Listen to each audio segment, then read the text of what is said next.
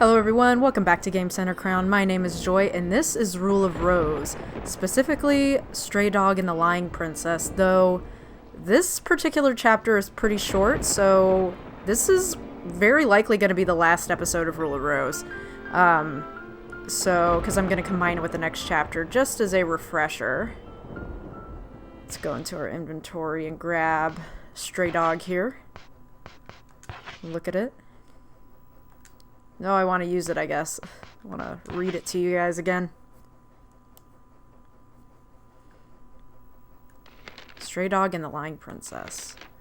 Once upon a time, there was a little girl who told lies. She liked to scare the other girls by screaming, "Stray dog is coming! Stray dog is coming!" But soon, everyone stopped being scared. They hated the way that she lied. One day, the girl came home screaming, "Stray dog is coming! Really?" Everyone thought it was just another lie. Except this time, it was no lie at all, and so they were all gobbled up. The end. So kind of a fucked up twist on Aesop's Fables about kind of the boy who cried wolf. Yeah, let's do some inventory management here. We'll also see that Brown is not with us now. For obvious reasons from last chapter, he was killed. So he is not with us, unfortunately. We can get rid of the axe. I'm going to hang on to the lollipop and the minced pie, just for insurance, on the very rare event that we need it. I am going to equip our rusty sword. And I'm going to ask Bucket Knight for a clue, and then we're going to get going. If memory serves me correctly, you've conquered falsehood but not yet discovered the truth. Your friend has committed deeper transgressions. No one can stop it now. Do not be ruled by falsehood. That's your only clue. Alright, so your friend has committed deeper transgressions. Don't be ruled by falsehoods. So don't give in to the lies.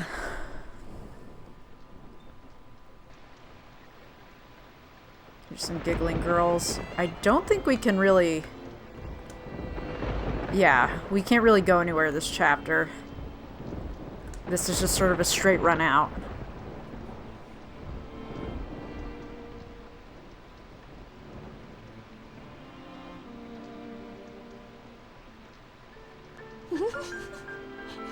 Tee-hee-hee, what, really?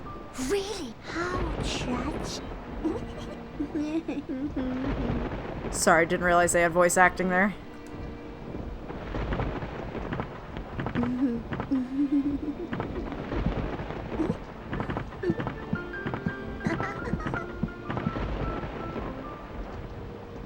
What about you, Olivia? What are you up to?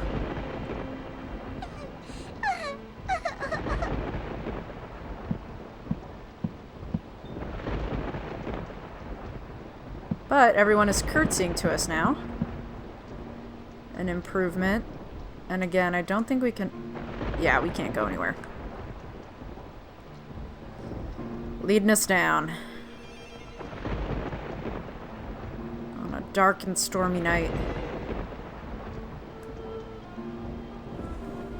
Jennifer, over here.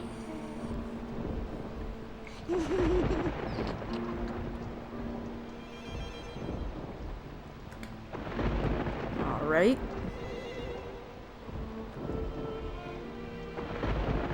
If we try to interact with her, she just curtsies again. And I believe this is a classroom. Nope, hallway. My bad. I know we are headed to the classroom, though.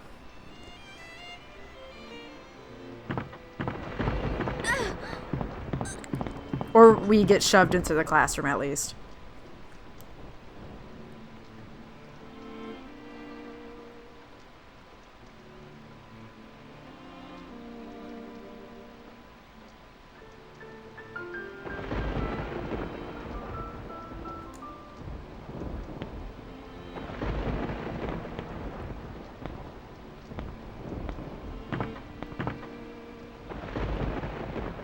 Okay, thank you.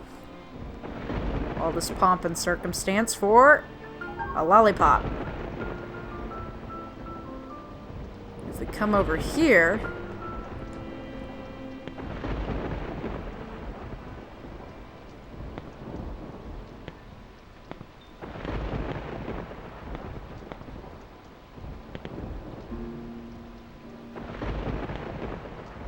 Even the aristocrats bow to us. Princess, please forgive all that I've done.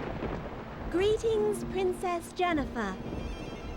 Thank you very much for coming to our new aristocrat club. Greetings, Princess Jennifer. From now on, you'll be our new princess. Now, Princess, please think up a new game. Please lead us. We are yours to command, Princess. Princess, go ahead. Guide us. We need you. We don't know what to do.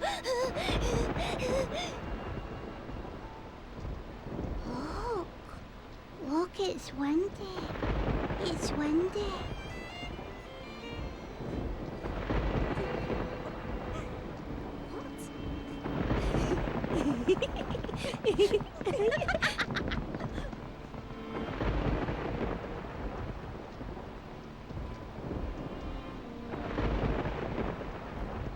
So real quick before we follow them, you can see on the board here that the legend of Stray Dog has been crossed out and that it says, that is just Wendy's lie. We've also been made the Princess of the Red Rose, and Wendy has been ousted. Can we look outside? No, we can't.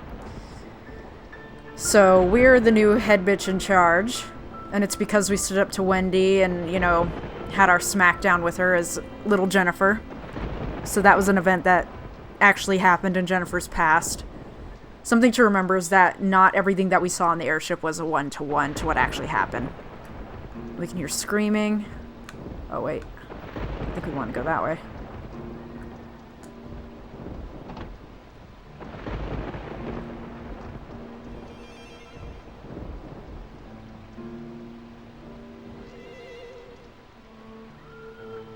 Lots of screaming. And Susan said she saw Wendy outside.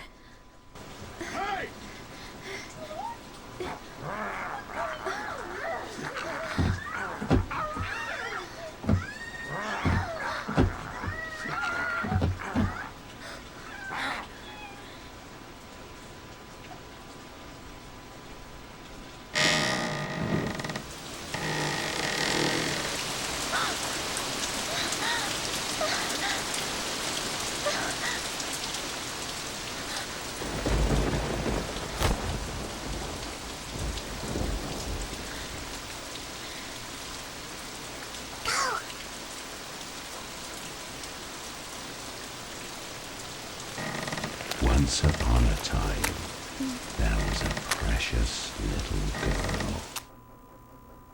And so whoever the little boy is has brought Gregory here, but has trained him to behave like a dog. So he moves pretty slow. And if you're doing this for real, you can have him hit you like 3 or 4 times, and it'll knock you down to half health. And if that happens, Brown will actually join the fight. But since we have infinite health, that's not going to happen. He's pretty slow. You do have to be careful about how he does kind of his rear up on his back, because that'll knock you backwards. Like that, yeah. So as long as you keep circling him, you should be okay. Stay to his sides. Weirdly enough, stay to his front. Try not to get blocked into a corner like I just did there.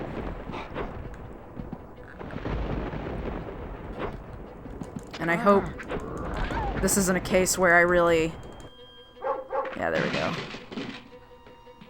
So Brown joins the fight. And I assume my health isn't actually going down. Yeah, no, it's just... I was... Ooh, knocked down a certain number of times. No! Brown. And if you tell Brown to find while this is happening, he'll bite him. So he'll drag him away off of us.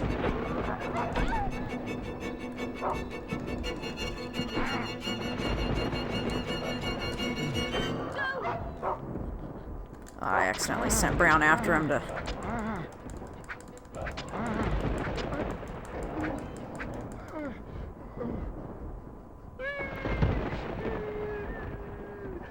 All things considered, pretty easy for what is essentially a final boss fight. Brown. Good boy, Brown. You're so good. Alright, let's see who the hell this Joshua kid is. And what happened to the other girls.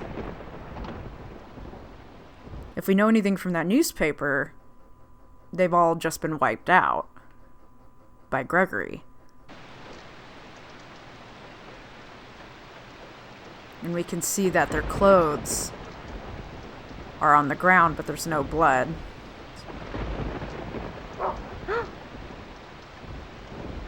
Who are you, dude? Because you wouldn't love me. Because you were so stubborn. I brought you here. Gasp, it was Wendy. Because you fell in love with Brown. Because you didn't realize it was me. I brought Stray Dog here. But I...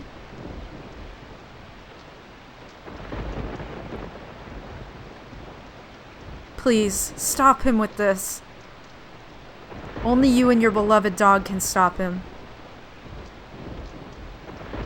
I'm sorry.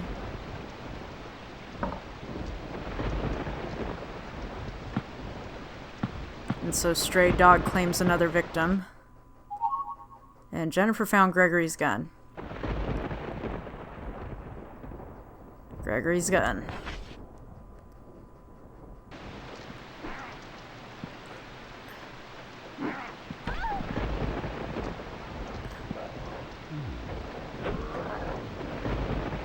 So we can see that there is no blood, but that there are clothes everywhere. And when he says, I'm sorry, Joshua, we can go into the inventory, and we need to do something very important here. If you equip the gun, you get the bad ending, and it's not much different than getting a game over when you die. We want to use the gun. Except that he did not stay in his little animation long enough. So unfortunately, he just screwed that up. Thanks, Greg. You're a real one. And my dog is passed out now. Are you finished, sir? You seem faster than before. God damn, Gregory. But yeah, he's supposed to just kneel. Sorry, Joshua. Yeah, there he goes. So, now we can use... And this is how you get the good ending. I'm sorry, Joshua.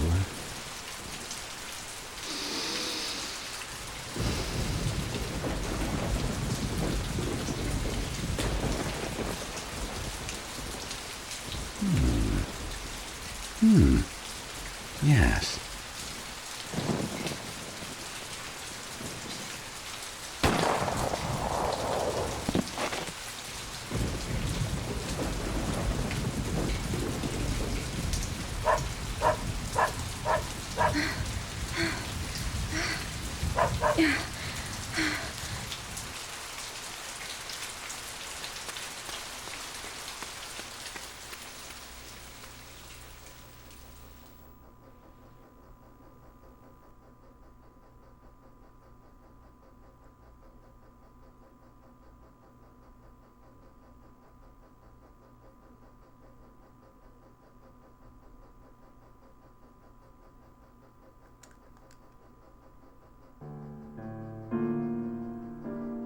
January 1930.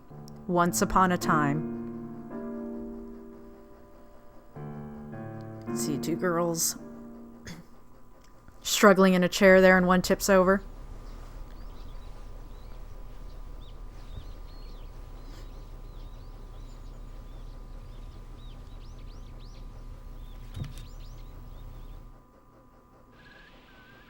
And we wake up as baby Jennifer. Back in time. And now this is where all the exposition's gonna happen. We're gonna get a clear look at everything we just went through. Jennifer found Once Upon a Time.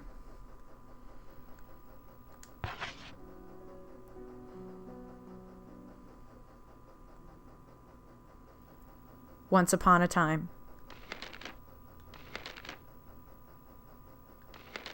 So there's an empty chair and a girl in one chair. And then a new girl comes into that chair. And they hold hands. They're together now. They're not alone. The girl says, "You're not leaving. I'm tying you to this chair." And she ties herself to the other chair. But then a puppy shows up.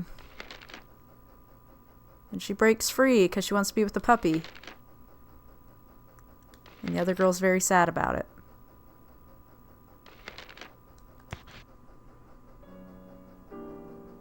We can also, I think, access the little princess. Maybe. So everything is sort of as it really is now in this world. This letter looks familiar. Yes, it's one of the secret letters that Wendy and I traded. 25th of March, from W to J. My dear Jennifer, there's nothing to fear. I am always by your side. I will never betray you. We made an oath, remember? 25th of July, from W to J. My dear Jennifer, I'm so relieved that you are well again. Is that why I couldn't find you yesterday morning? It's no use trying to fool me. I can see right through your pranks. Anyway, thanks in advance. Teehee. 24th of August, from W to J. Jennifer, thank you for introducing me to Brown, but such a filthy dog is not a good match for you and me. Just give it to Nicholas or something, and let's be content with just the two of us. 10th of September, from W to J. My stubborn Jennifer, is Brown that important to you? It's just a dog, a filthy animal. Please, stop sharing your wonderful smile with that thing. Please smile only at me. 1st of October, from W to J. Jennifer the Heartless, why didn't you come? I waited and waited for you. Why can't I see you every morning? I think only of you. Are you avoiding me? Wendy. You were always so lonely. Poor, lonely Wendy. I wonder if my letters ever reached her. So we're getting to see the pure, undiluted view that Jennifer has of her world from that time that she spent in the orphanage. When I came here, the suitcase was the only luggage I had. I lost everything in the accident. My mother, my father, all my possessions, and even my memories.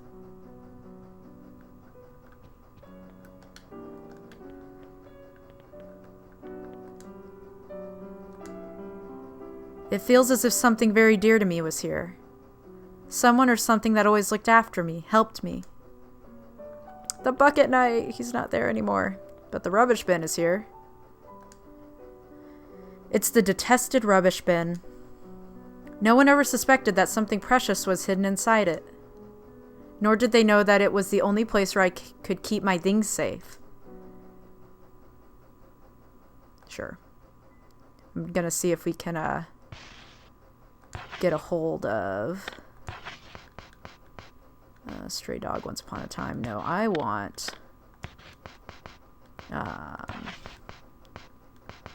the Lonely Princess or whatever it was called. Little Princess, there it is. There are no enemies this chapter, so we don't need the what do you call it, the rusty sword, and I don't think we can equip it anyway. Yeah, we're little, we don't need it. Let's use the Little Princess and see what is filled in. The Little Princess. Once upon a time, there was a precious little girl. Her friend, the Princess of the Red Rose, was always at her side. Then one day, her mummy and daddy died suddenly. The princess too disappeared, leaving the girl all alone. And the poor little girl was sent away to a strange house. At her new home, the aristocrat club lived by the rule of Rose, but the girl found herself very much alone. until she discovered a wonderful new friend. The girl and her companion obeyed the rule of Rose. For in the aristocrat club, the rule of Rose was absolute, as was the word of the Princess of the Red Rose.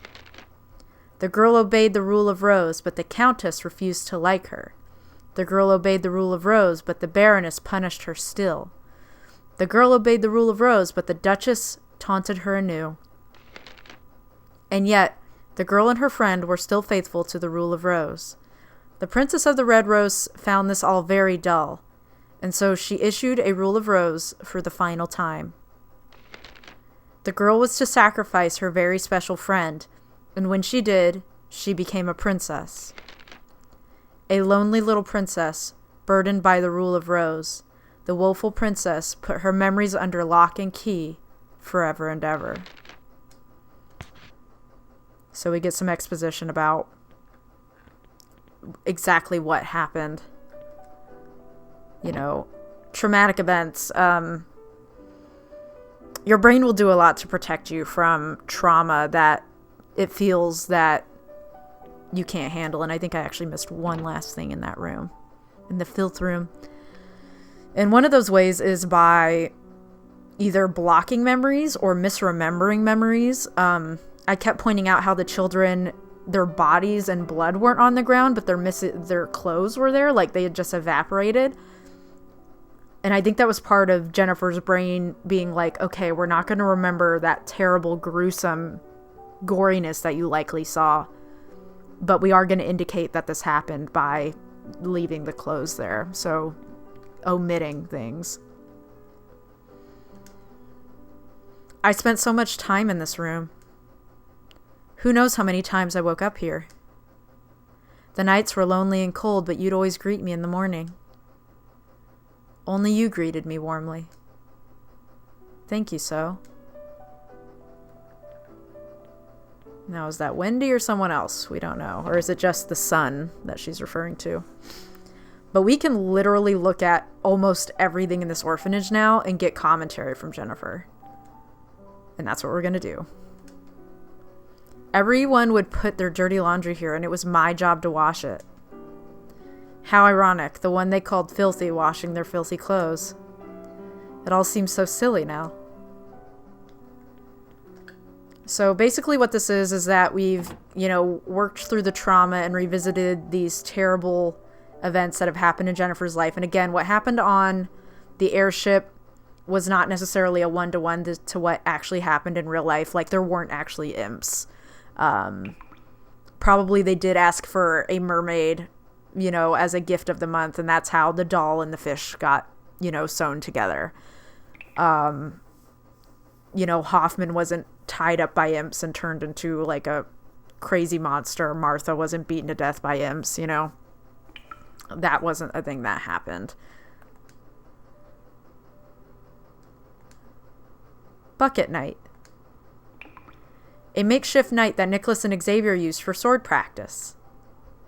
Though they may have forgotten about it, I've always remembered. For I yearned for a loyal knight to come to my rescue.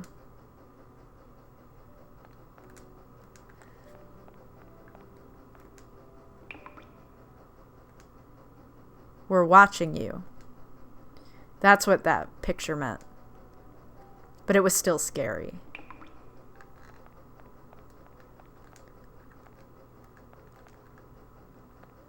I don't think it's gonna let me look at much of anything else.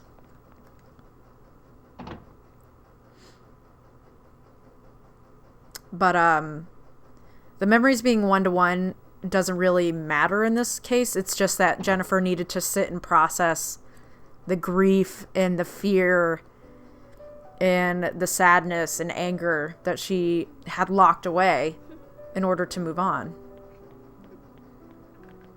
And we can actually see the orphanage is quite nice from this angle. That it's not nearly as scary. That doesn't mean that terrible things didn't happen in it. But right now everything is sort of calm and peaceful, and we can hear kids giggling and playing. We can get some context for what all happened.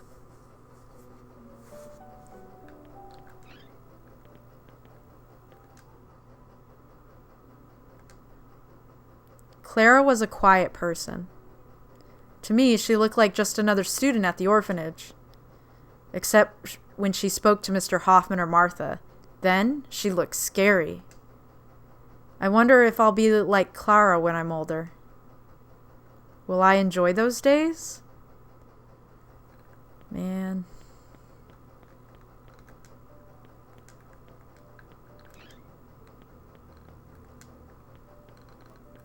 Now, let's see.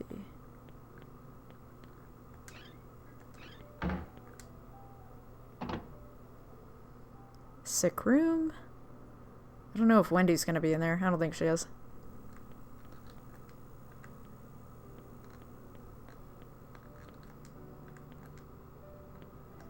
But we do find some familiar letters. This letter looks familiar. Yes, it's one of the secret letters that Wendy and I traded. 16th of November. Dear Wendy, my visitor in the window, thank you so much for writing to me. The man calls me Joshua, but my name is Jennifer. I've been in this room ever since he saved me. He's a nice person, but he won't let me leave. 10th of December from J to W. Thank you, Wendy. I want to fly away from this room and run with you in the fields. But the man is so lonely, so sad. I just can't leave him alone. 14th of January from J to W. Thank you, Wendy, my kind and fair princess. Is there something I can do for you? 24th of January from J to W. I, Jennifer, pledge to the fair Princess Wendy, everlasting, true love, I am yours. 20th of March from J to W. Wendy, I'm here now, but I'm kind of afraid. Everything is new to me. I'm worried if I'll get along with everyone. 22nd July from J to W. Dear Wendy, I have great news. I found something wonderful. I look forward to every morning now, and I hope you will too. 13th of August from J to W. How are you, Wendy? You haven't said anything to me since I showed you the surprise. Do you like my cute little puppy Brown? Let's take care of him together. 20th of August from J to W. My dear Wendy, this little guy is just so adorable. When I call his name, he comes bounding to me. I know you'll like him too. 24th of September from J to W. How are you doing, Wendy? Are you all right? We'll always be friends, and Brown can be our friend too. I know you don't understand, but I can't just abandon him. 6th of October from J to W. You've got it all wrong, Wendy. This isn't how it's supposed to be. I never expected you to react this way.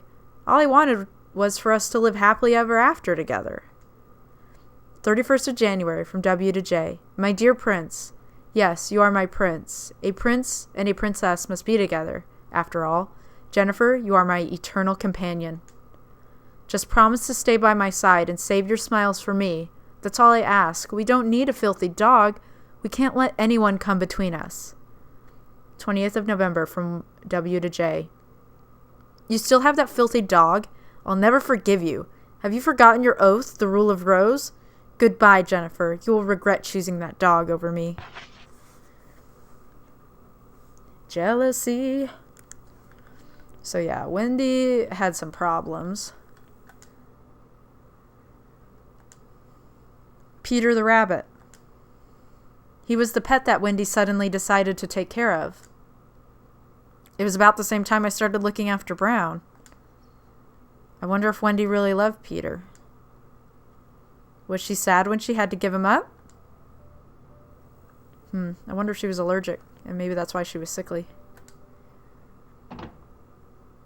Because whatever she had is, like, not fatal. It could have just been terrible allergies. But who knows?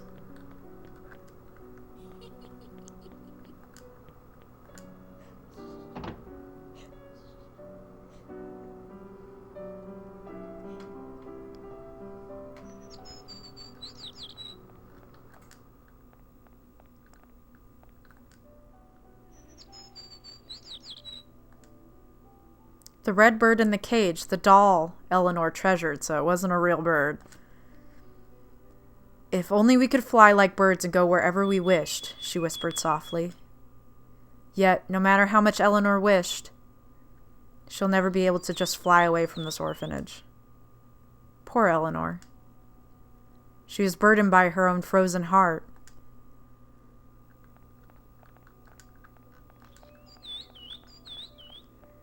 And just to back up a little bit about Wendy and Stray Dog, aka Gregory. So she broke us out of Gregory's home, and Gregory latched onto us because we bore a resemblance to his dead son, which he was already unhinged, stealing another child and dressing them up as a dead child. But Wendy took advantage of that and basically dressed up as Joshua to manipulate Gregory and essentially train him to become Stray Dog and kill these children. And we could tell a little bit in the remorse that she showed when he actually did kill all the children. She didn't actually mean for Gregory to kill them, more just scare them. And that's why she was like, use Gregory's gun that we took to stop this. Only you can stop this now.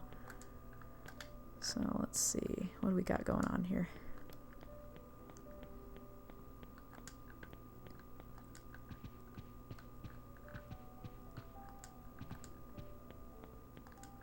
Oh, you're not going to tell me. Is that a big-ass stray dog drawing on that wall?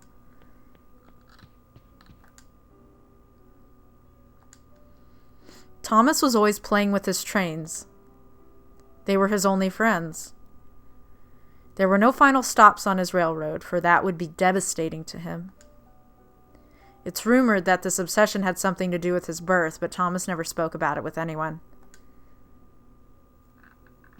So, I don't really know what to make of that, but maybe he was born on a train. Maybe he was born and abandoned on a train. Who knows?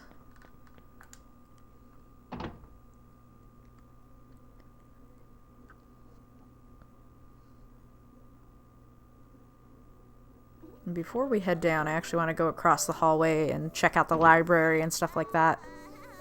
And the dormitories. And then we can go down and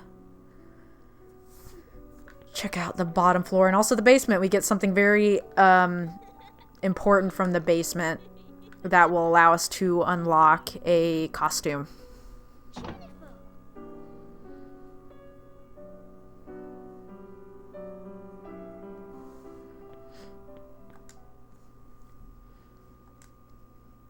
It's a stuffed goat. The white goat Mary, the black goat Sally. So again, there were not actual real goats. They were dolls.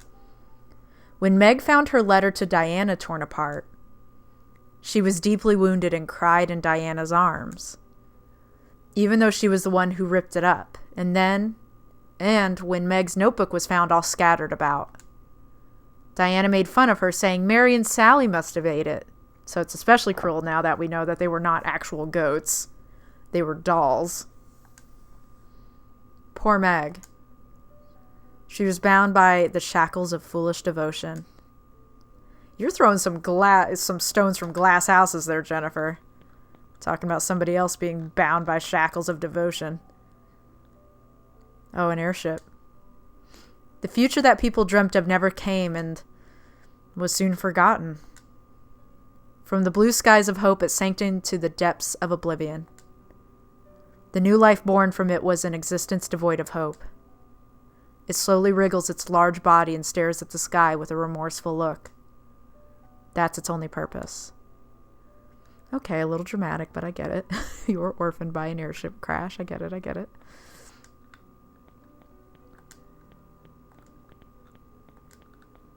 Yeah, I'm just running around pressing the interact button at this point.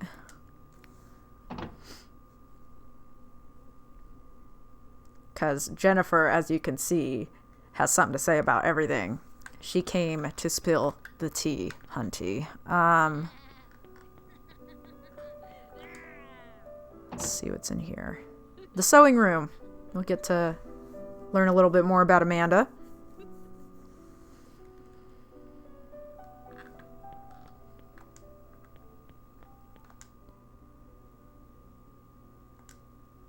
Amanda was fond of using the sewing machine. When she got absorbed in something, she'd think of nothing else, especially sewing, which was always on her mind. If we ran out of cloth or thread, she'd just sew rags with an empty needle over and over again. And then she'd smile at the tattered rag with satisfaction. That's not crazy behavior at all. So, definitely some obsessive compulsive tendencies there.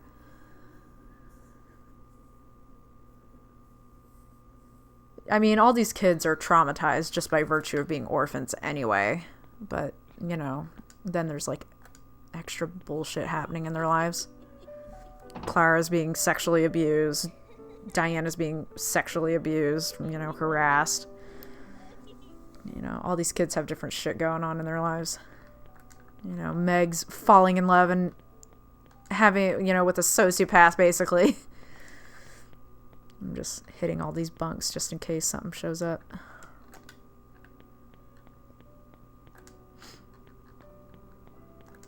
Is there anything about our bunk? No. What about a mermaid doll? What a proud and pure creature. Diana yearned to become a beautiful lady, like a mermaid. But as she grew older, she realized that she was straying further and further from her ideal self. Poor Diana. She was trapped by her own ideals. So Diana had an idea of who she wanted to be, what she wanted to look like, and as she got older, that was not matching up. And I think we can all relate to that in some way. Whether it's, you know, your hair's not coming in right, or your eyes, or you think your nose is too big for your face, or your teeth, or, you know, if you're overweight and you can't lose the weight. Just a whole bunch of things. It's interesting. And that, you know, that's the reason why she lashes out so much, is that she's angry at herself, ultimately. That day when Thomas couldn't get down from the tree, the ladder, which had been collecting dust, sure came in handy. Back then, Mr. Hoffman was a kind and admirable teacher. Back then, huh? Okay. Little baby Jennifer.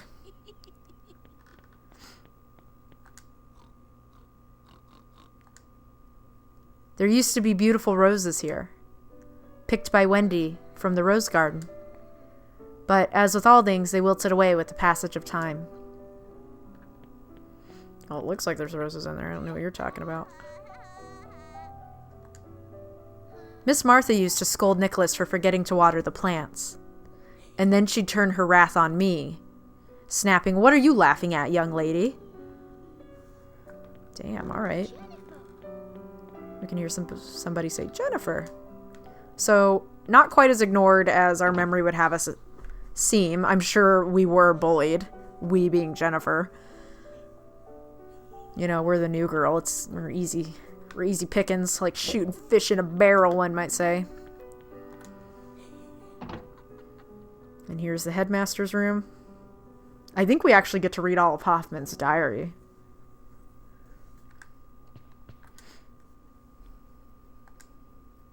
Mr. Hoffman loved to broadcast over the PA system. While we were cleaning, while we were eating, and even after we were in bed. He always announced our names in the order of his favorites. We'd all try our best to win his approval and be the first one to be called.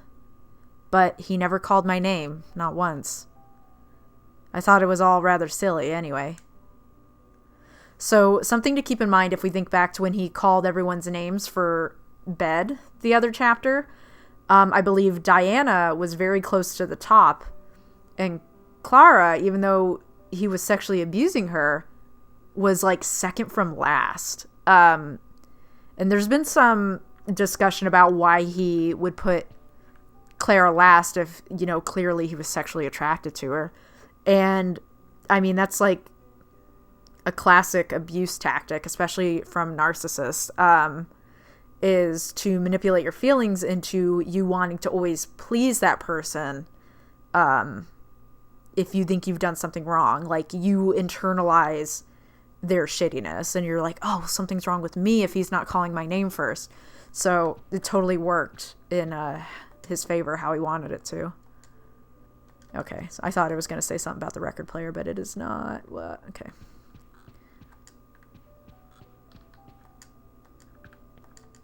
No, I don't want to go there yet. I wanted you to comment on the bed. We can look around the closet and then head back and read the diary. What? I didn't know that little drawer came out. That's cute.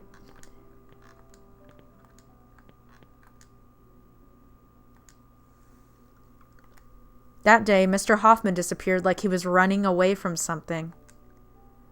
He had tried too hard to be someone he wasn't. The expectations were too much for him, and he wanted to escape those restrictions. However, children and adults live in the same world, and we both must play by society's rules.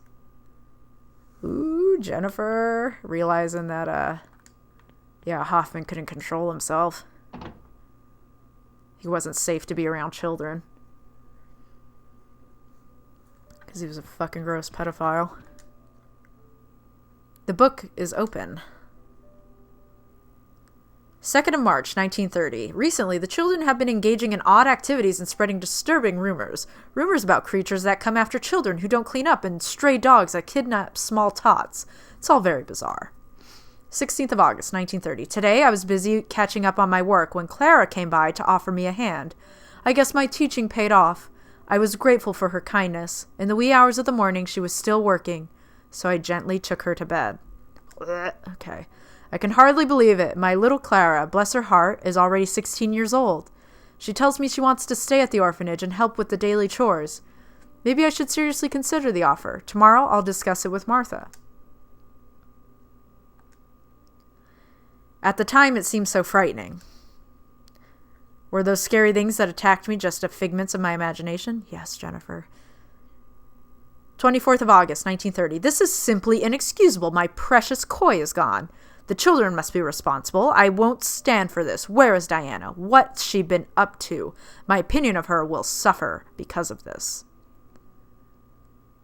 The diary continues, but the last page is particularly interesting. It's Mr. Hoffman's last entry before he disappeared. 11th November, 1930. I'm leaving the orphanage. Clara's here to look after things, and the children are quickly growing up. I've done right and fulfilled my duty. Bloody hell, all trouble started when that wretched child arrived. I've done nothing to deserve this. That's the end of the diary. We never saw Mr. Hoffman again. So, earlier in this playthrough, I forget who said it, but somebody said that we tattled to Hoffman. Or that we tattled on Hoffman, rather. So it's very possible that Jennifer saw something happening between him and Clara and told Martha, who's the only other adult, and she likely was like, get the fuck out, or I'm calling the police, or whatever. And so he ran away. Oh, there's the koi. But yes, Hoffman ran away and basically left the children unattended. And I think Martha went away at some point as well. I know you're in a very stinky place because that rag Diana put to my face smelled just awful. But no matter how clever or fast you are, there's no escaping. You're like a mermaid in captivity, adapting to a new reality, leaving your home behind. Did you find happiness?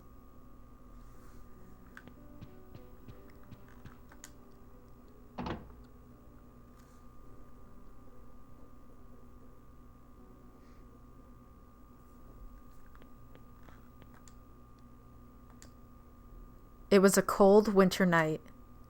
I had been scolded as usual and called into the headmaster's room. I didn't like being scolded, but I didn't mind so much when it was in front of the fireplace, which was warm and cozy.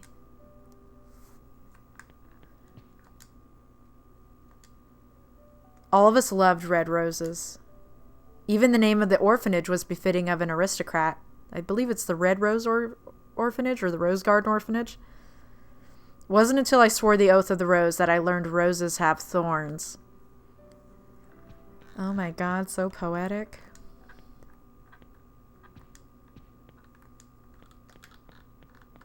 Whoa, hello, that camera angle. This is Mr. Hoffman's prized collection of fine dishes. He would sometimes sneak them out and play... We would sometimes sneak them out and play house with them in the attic. But that's our little secret. Ooh, Jennifer. This is a picture of Mr. Hoffman when he was a young man. He was so proud when he showed it to us. We never caught the one who doodled on it, though. But I know who did it. I saw Thomas trying to move the ladder on the day it happened. Ooh. The record player is brand new. Playing a record would fill the room with sweet music. We don't have any records to play because that side quest makes no sense now in the year of our Lord 2019. This, I think, will spit us back out to the hall. This one will bring us back to the interior hall, which is where I want to go.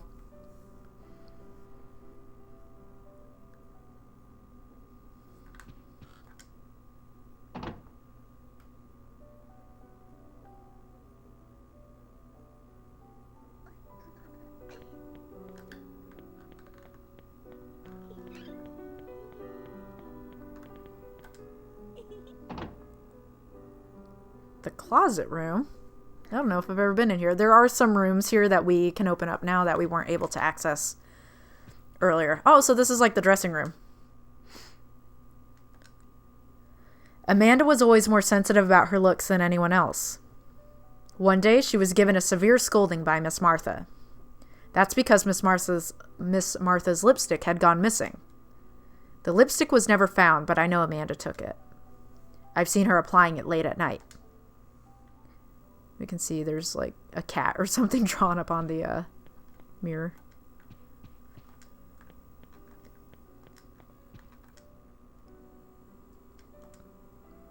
On Halloween, we all dressed up in costumes.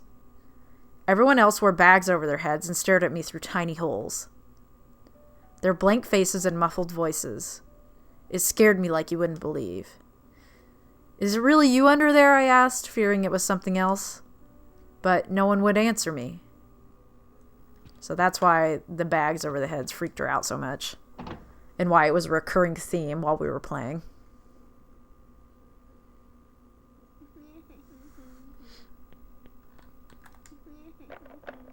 Oh, we can't go outside. Boo. I've earned it. Let me go outside. That's okay. We got more shit to look at.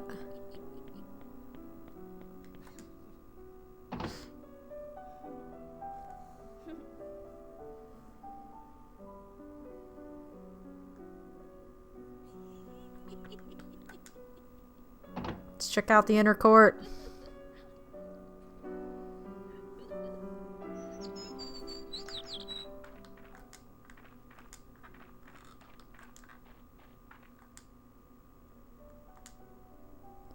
It all started here when I dug up the mound. I sensed that something precious to me was buried here, and I couldn't stop myself. The old me, the one who didn't understand herself. I lost my friend because of her. If I could go back, I'd try to save him. But what has happened can never be undone. I'll never break a promise again.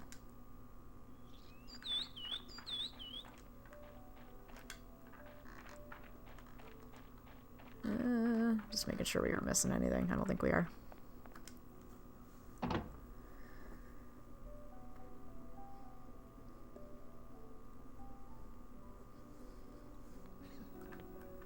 Let's see.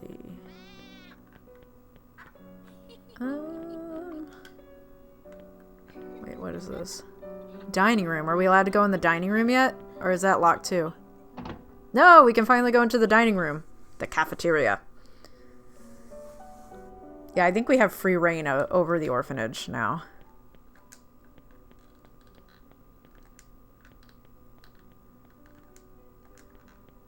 Come on now. Is there nothing happening in here? Balderdash. There's gotta be.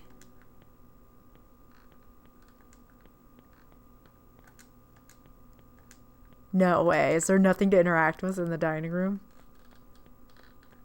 Oh, that's fucked. At least comment on the food or something, Jennifer.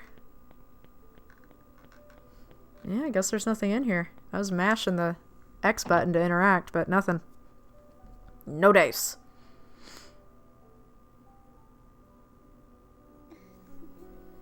Here, let me consult the map real quick. Okay, just came out of the dining room. Okay. Well, I want to check out the basement for sure. And I do want to go all the way up to the attic to see what she has to say about that, now that she's looking at everything with fresh eyes.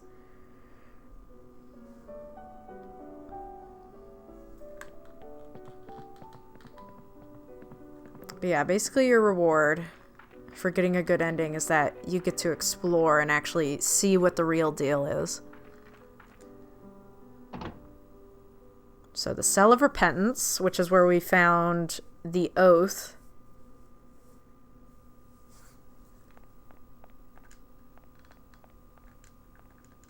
Really, Jennifer? You don't have jack shit to say about this room. Okay.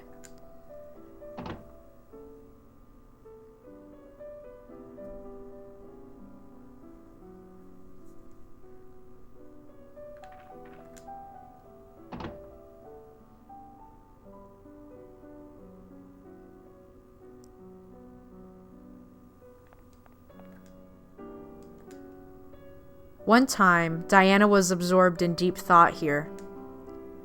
She was the prettiest, the most mature of the aristocrats. She wanted so much to be an adult, and yet she was also afraid of growing up too fast.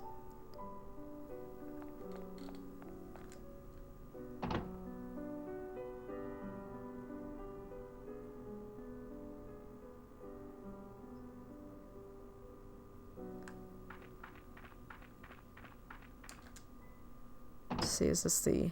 Yeah, Cell of Pleasure. I believe this is the one with the movie projector, and if we had been collecting film canisters, we'd be able to play them here. There's a working film projector here. Any films you have can be played on it. I have nothing! Because again, in the day and age of YouTube and Spotify, effectively useless, but when this came out in 2006, that was very cool that you could rewatch cutscenes and listen to music, as long as you did kind of a wonky side find quest. And Cell of Bliss had some like torture scenes set up last time, so I'm wondering if Jennifer will comment on that.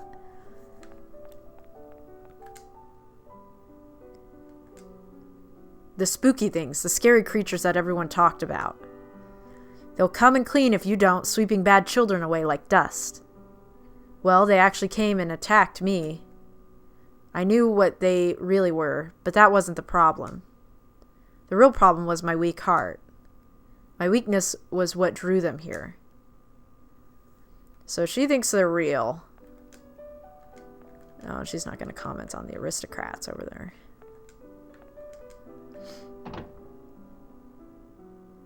But,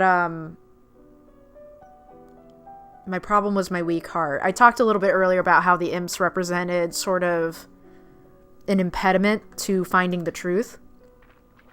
Like they'd always make themselves known when, or they would show up when we were getting really close to discovering the truth of something or working through trauma. And so they feasted on that weakness, you could say. Come on. No, that's what I want right there. October ticket.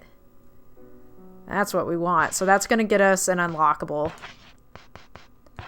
in the next playthrough, which I'll do up to the point that we can use it. A ticket of some kind. What is that strange drawing on it? Well, we're going to find out.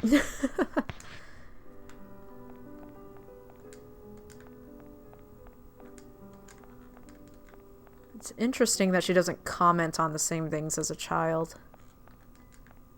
Yeah, like she has nothing to say in here, where before it was like, oh, there's neatly, stacked gardening tools, and there's luggage, and there's a dusty old bike.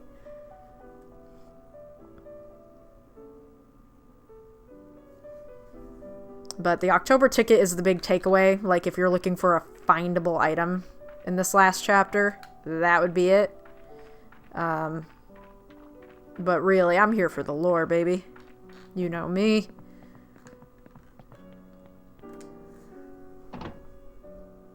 Trying to think if there's anything we missed on the ground floor. I know that we haven't gone into the kitchen, which I would be interested to see if we can get some lore on Martha. So, is it over yonder? I believe so. Nope, that's the hallway. Or maybe that's a back hallway that's going to lead to the kitchen. Yes, I think so. Oh, maybe not, because that's the headmaster's room, isn't it? Yes, it is. Womp womp. Sorry.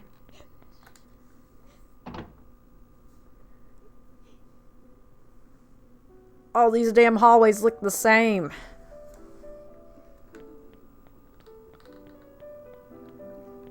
Here we go in here? I don't think so. Is that just the hallway? The big hallway?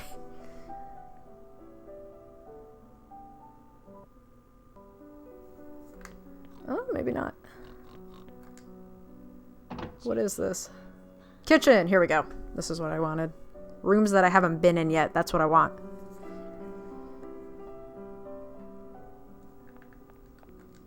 Let's see if we have any... Oh, here we go. If Miss Martha had disappeared, there would have been no one to cook. If Clara had disappeared, there would have been no one to tend to our wounds. If Mr. Hoffman had disappeared, there would have been no one to teach us. You can't live life eating snacks all day with no exercise or studying. If you look at it that way, even the aristocrat club needed adults around. Our world was so small.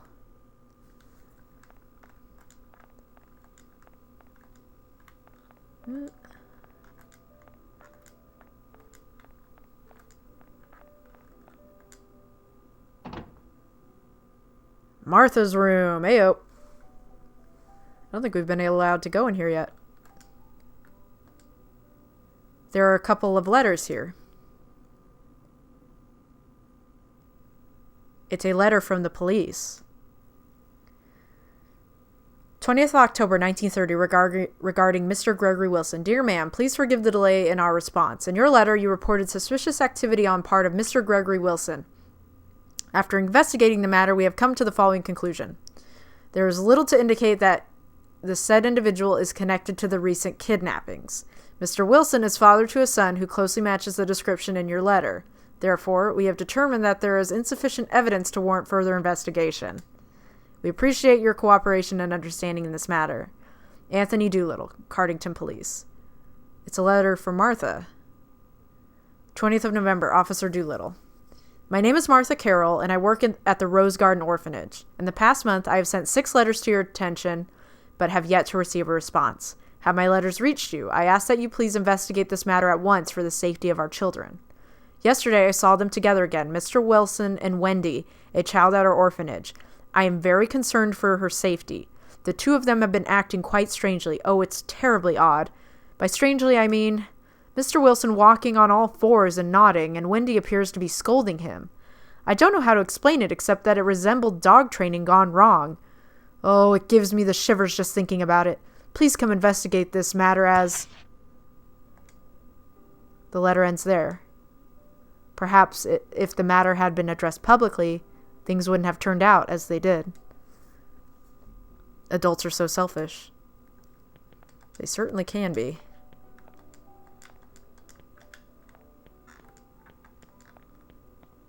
Ugh. That's it, huh? Anyway, Martha, the true MVP, was trying to save the kids from Wilson and Hoffman. I trust one adult in this game, and it's Martha, even though she called us a filthy wretch. So, and who knows, maybe Jennifer just, did not take baths and just stank to high heaven all the time. Even then, probably wouldn't call a kid a filthy wretch. Does things to their self-esteem, as we can see. Wash house. Man, we are getting to all sorts of shit we haven't seen yet. I came to this room every day to do laundry. The water was so cold and the soap would sting my eyes. But I didn't hate it, because clean laundry is so refreshing. Interesting. I think she's just gonna, yeah, trigger the same thing. There's a little face drawn on that pan there. Nope, can't go outside. Sorry, chick.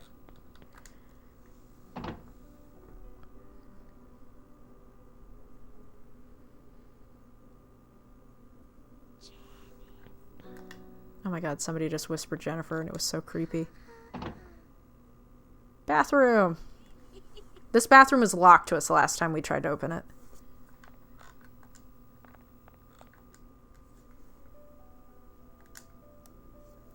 Jennifer, are you happy now? Considering how bad it was for you back then? That tragedy you wanted to forget? Now that you remember everything, how do you feel? Is the answer inside you? Think carefully, Jennifer.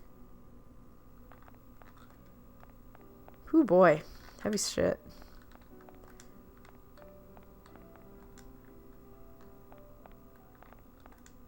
Okay, so these are showers, but they have symbols drawn on them. Okay, that one's broken. We have a tub. You're not gonna comment on the symbols? Chick. Alright. Some fucking witchcraft in this bathroom. And it's funny because the airship had the same doodles. If you go back to when we accessed the shower area of the airship. Let's see. Did I just run past the door? I did. The classroom. And then I want to check out the attic and then we can leave out through the front. When we leave out through the front, it triggers kind of the next part. The map of this country. That day we flew from England. These memories were buried deep inside of me. The airship. In the accident. Thereafter, the story of my life became a tale of misfortune. Even when the others played airship, I couldn't bear to join them. So I was left out. That'll isolate you. That's probably why they thought she was weird. A brat, a know-it-all, an introvert, a crybaby, and an elitist. I know misfortune because I tolerated them all. I thought I was the only grown-up. But we were all just kids, myself included. But what does it really mean to be a grown-up? Will I ever become one? Whew, you are asking some existential questions, Jennifer. Let me tell you something. Adults are just faking it. On cold winter days, we all used to gather here and talk. I, of course, couldn't join in, so I sat off to the side. Even so, it felt so warm.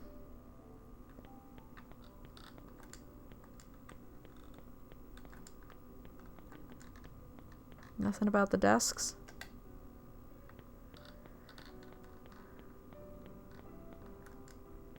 Can we read this godforsaken blackboard?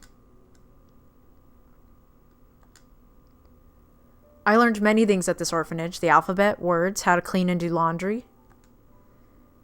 But the most important thing I learned was the lesson I received in exchange for my dear friend's life. I finally came to understand myself. My beliefs and the will to stand up for them. I don't want to lose those ever again. Hell yeah, girl. Don't lose yourself. All right.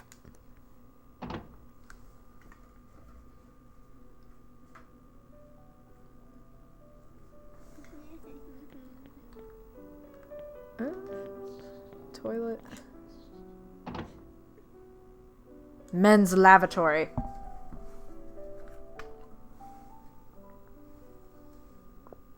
Sorry, taking a drink of water. Been talking for an hour here. Let's see.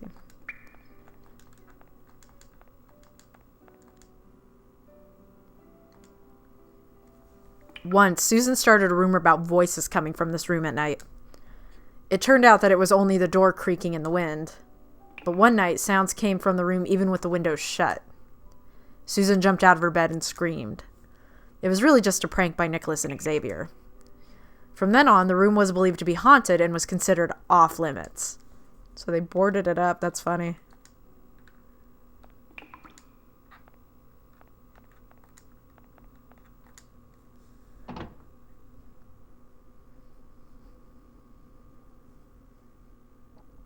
Is there a women's lavatory? For I am woman. Maybe it's that down there. Looks like another bucket night up on the wall there. Nope, that's the hallway. Well, I'm gonna run up to the attic, and I think I need to get back to the rear stairway for that. So we go over there. What is over here? I forget. Another hallway. Great.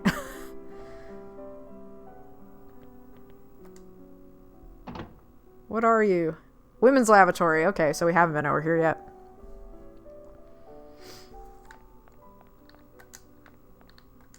Anything? Bueller?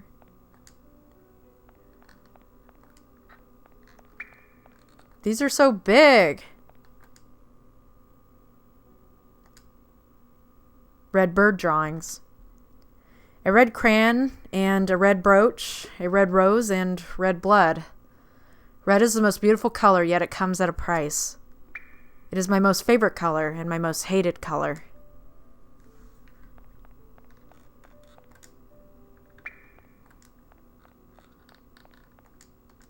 I would love to know what happened here. Just shove a bunch of trash in that stall and then board it up. Nothing to see here. Yep, and I think that's it over here. It's just the women's bathroom just all by itself. Alright. So let's run up to the attic, take a look around, and then we'll progress. And then it basically just goes really quick from there. Rear stairway is back here, I believe. What is in here? Sorry, hold on. Reception room. Okay, so we've been through here already. Go back out. And the loading screens are so long, so sorry. Alright.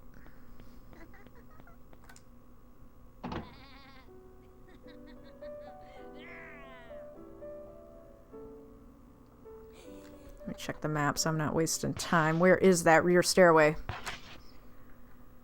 To the left. Okay.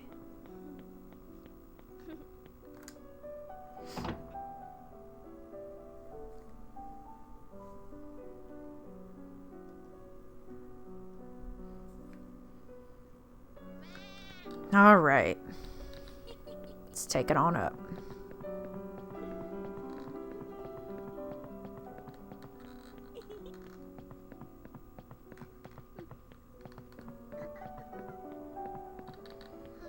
And pretty sure we can't access this. Yep.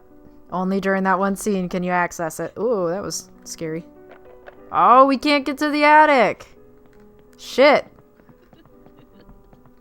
Man, that's kind of a missed opportunity, I would say. Because if you want, you know, like this clear, lucid insight into anything, it's gonna be wanting to hear what Jennifer had to say about the aristocrats. Though I guess, you know, by extension, running around looking at everything in the orphanage, we learned that. But Jesus. And I think I just went the wrong way.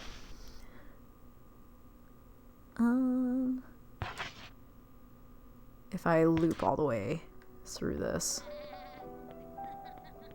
to the, yeah, to this door at the end, it'll spit us back out by the door. Perfect. And you'll notice we're not bumping into anyone. We can hear kind of giggling of children around us, but we're not bumping into anyone. We're not seeing adults. Nothing.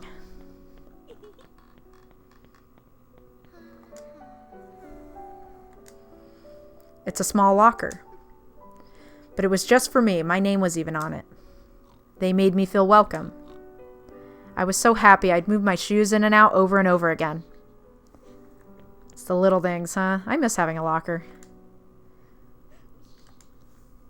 We never used umbrellas. On snowy days, we'd go out for snowball fights. On rainy days, we'd go out and play in the rain and get soaking wet. Every time, Xavier would trip and get himself all muddy, and we'd laugh.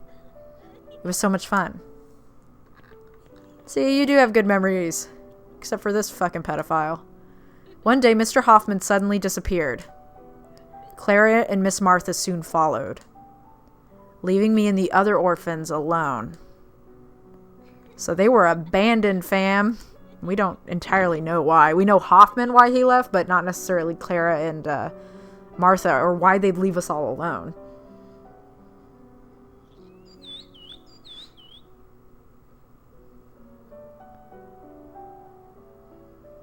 And there's Wendy. I'm actually gonna run around to the side here and see if we can look at that stray dog drawing and get some insight. Even though we know exactly what happened, I'm wondering if we can get even more.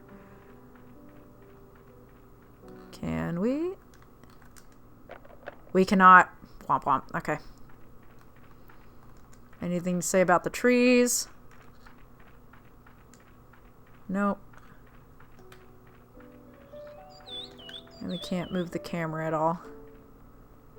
Were there animal cages over here? No, those were in the back.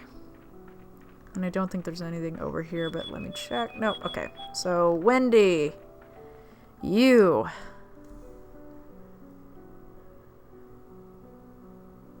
Drawing a big fish.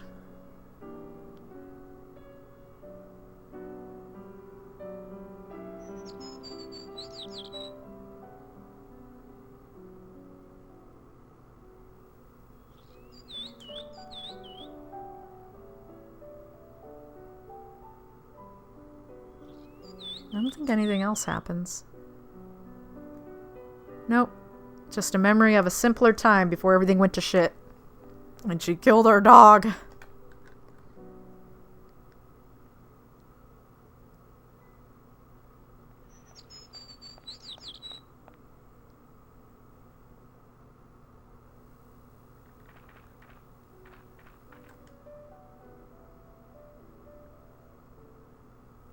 Aww. Shit's sad, bro. But we must go to the strange hill.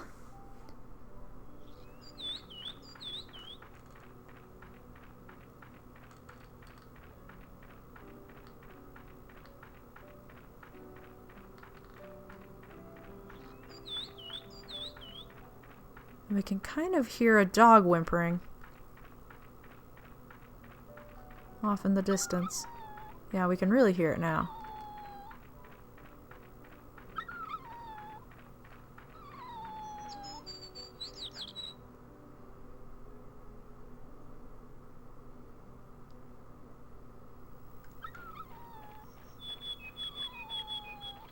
And it's that shed that we saw at the beginning of the game. But before we go in there, let me see if we have any. Nope, we did get some input on the well earlier. I want to see if we had more. Please wait for me. I'll be there.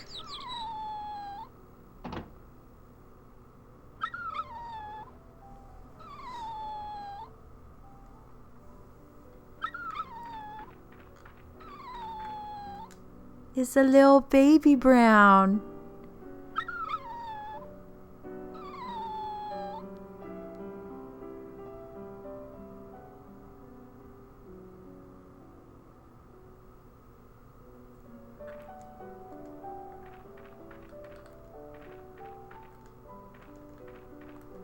Okay, there's Bucket Night.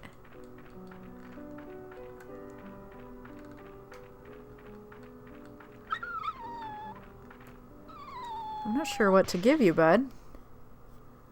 Would you like a minced pie?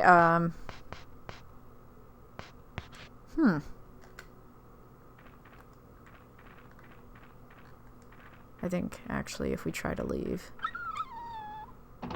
Oh, maybe not. Yeah, maybe we need to find something. It's been 13 years since I played this shit. Give me a break. And I didn't even play this part in my, personal file. Because I knew it was pretty linear at that point. Let's see if we can find something further down the hill.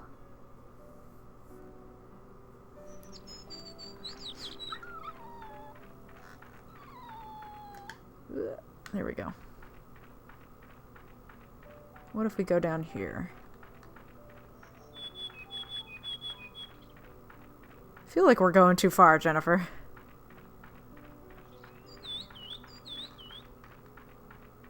But maybe not. It's letting us go.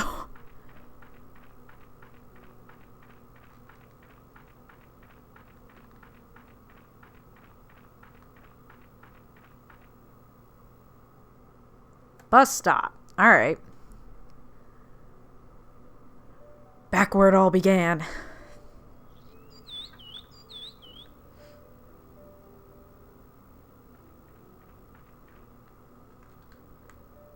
Aha! You, sir. Hello, little girl. Do you have a story you can share with me? A happy one, that is. Please tell me if you do. My son is waiting. The girl... Okay.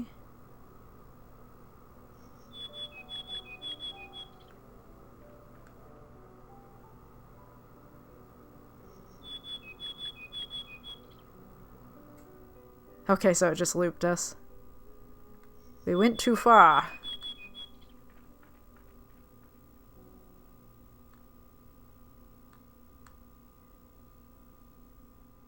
All right.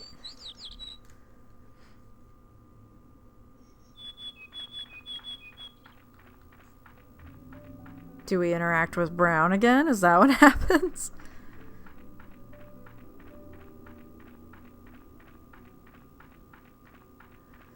It's actually really interesting playing this from 15 to 28 and dealing with my own mental issues and having been in therapy for several years at this point. Because when I was a kid, I was like, oh, this is really twisted and fucked up and whoa, man. And, you know, now I'm basically, like, you know, having gone through therapy, having, you know, accessed some past trauma. I'm like, this is actually fairly well done, given the limitations of the time and the medium. And it works in a way that it helps you, like, really understand. I just didn't hit the button in the exact right spot. Sorry, guys. But it let us see Gregory. My dear friend, I never want to lose you again. I'll protect you forever. Everlasting, true love, I am yours. That subtitle went by really fast earlier. I'm sorry.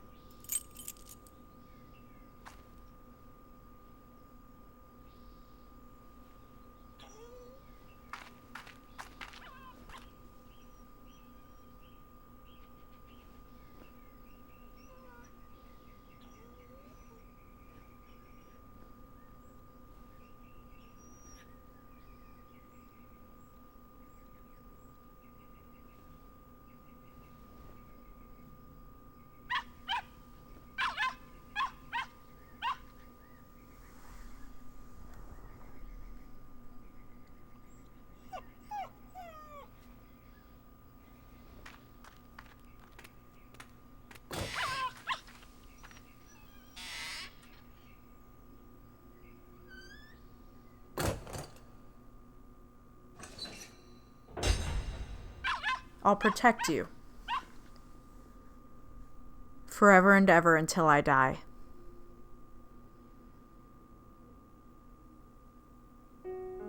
And that is Rule of Rose. So she locks away Puppy Brown, locks away her hurt memories, etc., etc. And now, because we got the good ending, we get a key. The end is shaped like a 4-leaf clover. Unlucky Cloverfield. Hoomst? We found a 4-leaf clover, baby. Yes, I'd like to save. My God, would I like to save. This is us.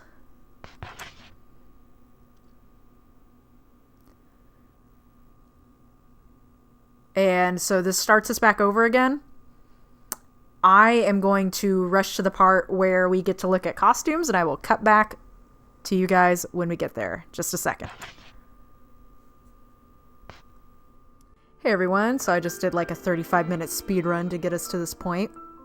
Wanted to unlock Brown here. And you might be noticing, hey, this sword is a lot shinier than it used to be. That is because if we take the, if we go to the rubbish bin, we can pull out two things. We can pull out our old rusty sword, which is now a Knight Rapier. We can also pull out the 4-leaf key. We got the Knight Rapier by dropping the rusty sword into the offering box at the Red Cran Aristocrats door, and it spits this out. So it's a Knight Rapier. Its keen edge is truly a work of art. It's the strongest weapon in the game. So that's how you get the strongest weapon in the game. I just unlocked Brown, just cut him free and did the tutorial and everything and ran straight here. Now we have the 4-leaf Clover key, which is right behind us. Or the door is, rather, and we can use the key. Use it. Hell yeah. And we go into the 4-leaf Clover room.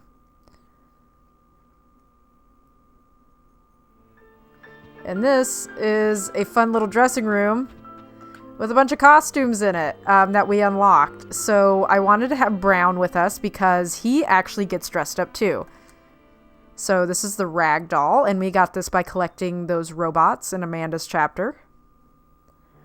So you can see we're a rag doll, and Brown is a rag doll as well. Kind of crazy. I think we get specialized weapons when we're in these states. Aha! I still have the blade. But yeah, so this is Amanda's ragdoll that she sewed of us. Pretty cool. And oh, Brown, he's so cute looking. And over here, this was a result of getting the October ticket, was this costume. It turns us into an octopus, and Brown into a fucking crab, but it looks like he might be stun locked. Stay. Come. Go. Come here, bud. Oh, I can't do it. But, yeah, pretty hilarious. There he goes. He's scuttling. Slowly but surely. Oh, what's scarier than an octopus? Oh my god, that's right. Some of these, we get Master Sword. The Master Sword, I don't think is as strong as the Knight Rapier, hilariously.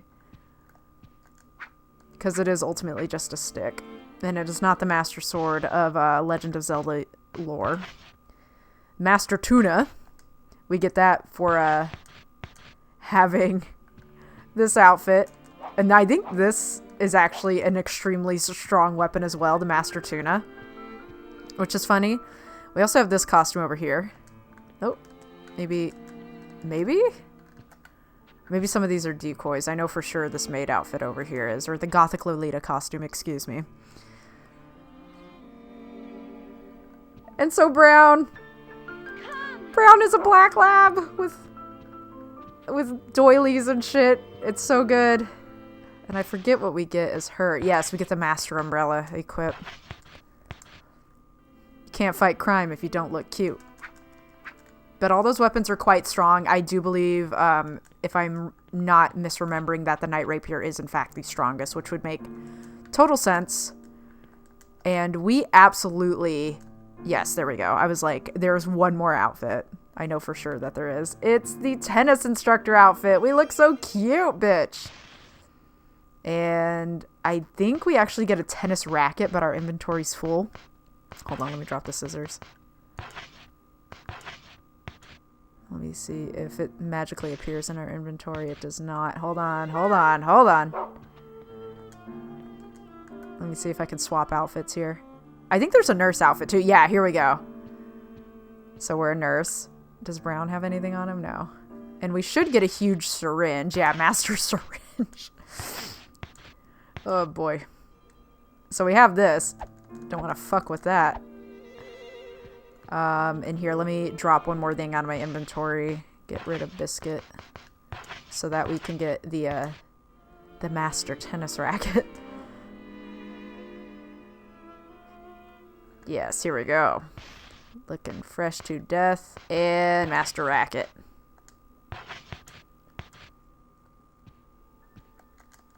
Come catch this racket. Serena Williams who? But anyway, these are your unlockables. The rag princess one and the octopus one are the kind of the notoriously difficult ones to unlock because they take a little bit extra. Typically, when you finish a game and you get the 4-leaf Clover key, you will get the nurse, the tennis instructor, and the Gothic Lolita outfit. To get this, again, you need to get the robots, and then the October ticket will get you the octopus key. So, where's my... Oh, so Master Sword is the rag princess one, or the rag doll one. But yes, this has been Rule of Rose. Again, this is a game that's very near and dear to my heart, and even though it has a lot of challenges with... Yeah, you sit, good boy. Even though it has a lot of challenges with gameplay, I think the story is fantastic, and I hope it either gets an HD remake at some point. As far as I know, there's no plans to do that, but hopefully at some point it does, or at the very least it gets adapted into like a movie or like a Netflix series or something like that, because I think it's a really great story, and yeah, it's just a shame that it got banned in so many places because of misunderstandings, and also that the gameplay can limit progressing through the story if you rage quit, which is totally reasonable given the massive difficulty spikes of this game. But all that being said, thank you so much for joining me, and I hope you enjoyed this. Yeah, I'm gonna look through my PlayStation 2 games and see what else I have that I might want to play. I've gotten some requests for Sekiro, which I've platinumed, and let me tell you, that is a very difficult game. So if you want to see Sekiro, let me know in the comments, or if you want to see another game, let me know, and I'll see what I can do. But yeah, I've been wanting to do Rule of Rose since I started this channel in 2016. So glad I finally got to do it, and I got to do it before, in time for Halloween 2019. So yeah, thank you guys so much for joining me. Hope you enjoyed this, and I will see you in the next playthrough. Later, y'all.